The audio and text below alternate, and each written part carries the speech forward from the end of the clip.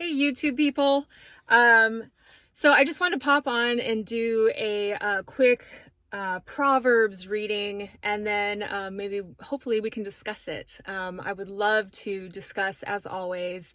I'm so grateful for this platform for community. Um, of course, I would love to discuss it in a healthy way.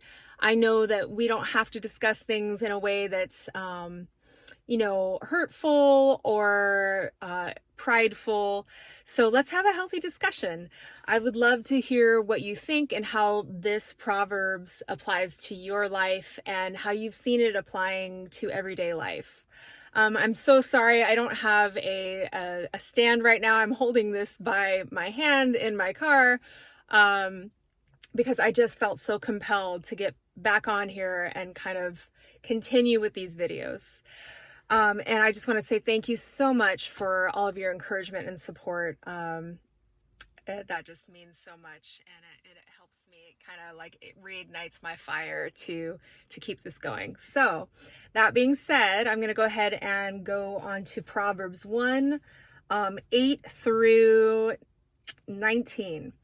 And I'm reading out of the Passion Translation, one of my favorite ones, because it goes straight to my heart. I just feel like it's so infused with the Holy Spirit, the love of God. So that being said, we're going to read about the wisdom of a father. Pay close attention, my child, to your father's wise words, and never forget your mother's instruction. For their insight will bring you success, adorning you with grace-filled thoughts, and giving you reins to guide your decisions. When peer pressure compels you to go with the crowd and sinners invite you to join in, you must simply say no. So I'll just kind of break that down for me in my experience. Sorry, my arm is getting kind of tired there. I grew up in the 80s. I'm Gen X, and I remember that slogan, just say no. And there were times that I remember thinking like, okay, yeah, I'll just say no.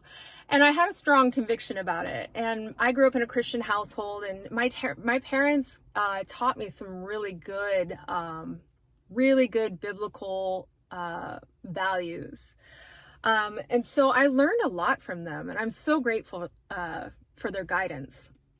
And most parents love their children and want to guide them and try to teach them, whatever wisdom they happen to know. Of course, I'm a fan of biblical wisdom. That being said, my parents did divorce when I was 11. And at that time, I was so crushed and devastated by it that I got into rebellion because I felt like nobody could understand what I was going through except for the kids that were kind of already broken or from broken families. And I say that with all due respect. However, a lot of them were caught up in rebellion, and I kind of, I gave in to that peer pressure because I was looking for love and acceptance, and my parents were not around anymore. My mom worked full time, and then my dad just wasn't around not because he didn't want to be, but because that's just what happened with the divorce.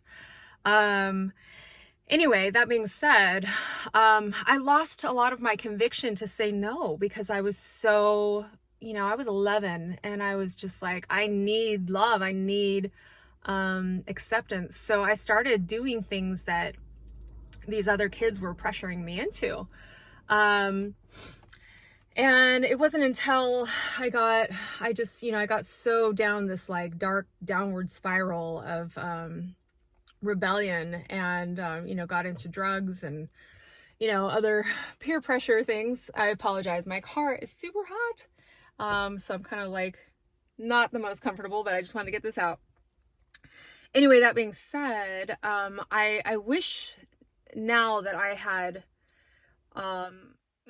known my worth and stood on my convictions, and just said no and listened to my parents' instructions. However, when I came to my senses, when I realized I was going down the wrong path, I kind of started desperately scrambling to relearn what my parents did teach me. And what they didn't teach me at times were, they taught me to love everybody and not be judgmental.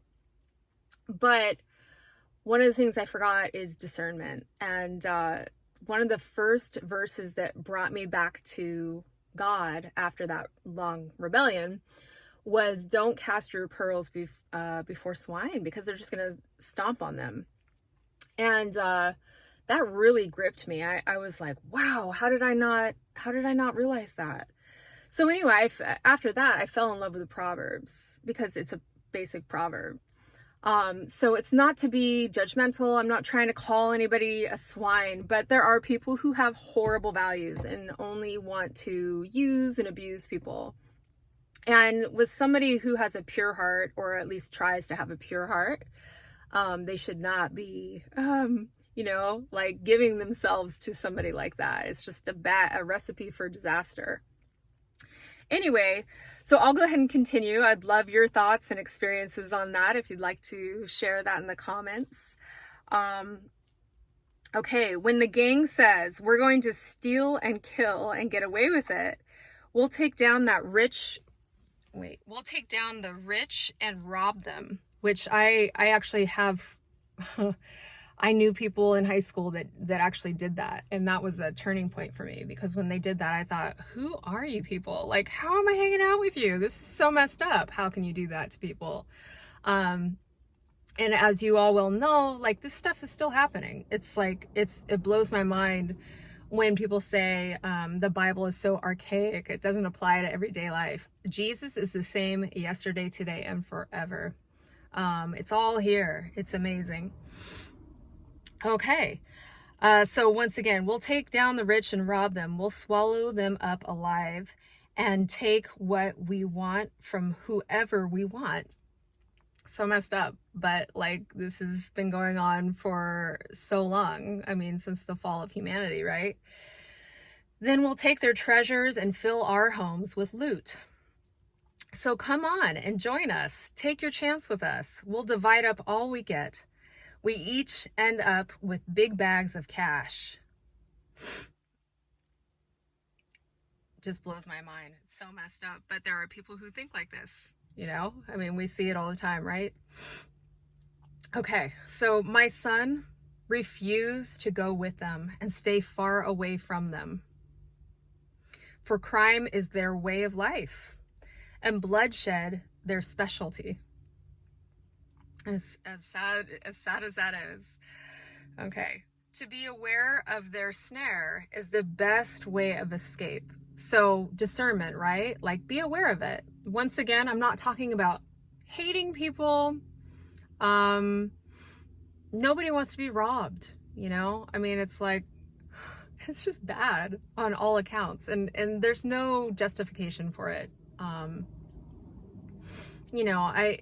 There are plenty of opportunities to do what's right in the eyes of God and humanity. Okay, so to be aware of their snare is the best way of escape. They'll resort to murder to steal their victims' assets, which we've all seen. But eventually, it will be their own lives that are ambushed. You reap what you sow, It's really true. In God's timing, He takes care of it. In their ungodly disrespect for God, they bring destruction on their own lives. So there you have it.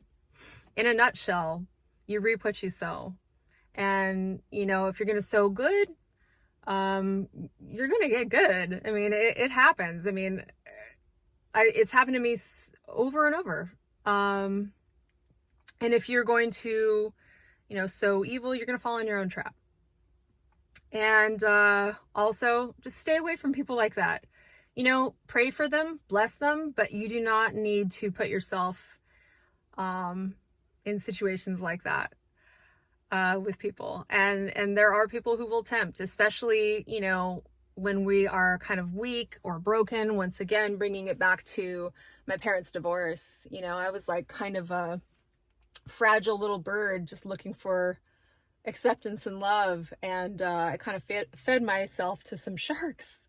So anyway, God bless you. I would love to discuss it. Let me know what you think. How does it apply to your life?